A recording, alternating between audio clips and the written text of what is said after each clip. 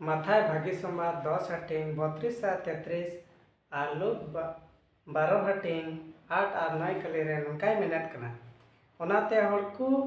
समांग रे इnye अंगोचिंग मित के मित हड़ द इन हो सिरमा रे मिनाय अपुन समांग रे अंगोचिया मेनखान हड़कू समा रे इnye बांगिंग मित के मित हड़ द इन हो सिरमा रे मिनाय अपुन समांग रे बांगिया नोआते नोआ गिबुन बुझावत कना जुदी यीशु मसीह बुन अंगोचिया यीशु मसीह तो अपुन समांग रे आदुत को समांग रे अबुय अंगोच बना और अबु बुन बांगे खान यीशु मसीह हो सेरमा रे अबुय बांग बुना दूत को और अपुन समांग रे नोआते नोआ गिबुन बुझावत कना जुदी यीशु बुन अंगोचिया तबे शैतान बुन बांगे कना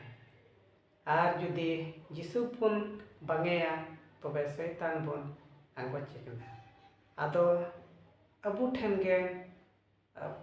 बचाव रिया दाड़ी दो एम कानते अबु उकाटा बुन बचावत कना यीशु मसीह बुन बचाव दिकना कोई दो जाजुक जीवने एमा बुन से अबु लगी सेरमा रे ठई त्यारे सेनका से उनी शैतान बुन बचावी कोई दो नरक सेंगल से अयुरत बुन आदो अकोय बुन अंगोचिया जीवन मौज तेबुन उदिसो।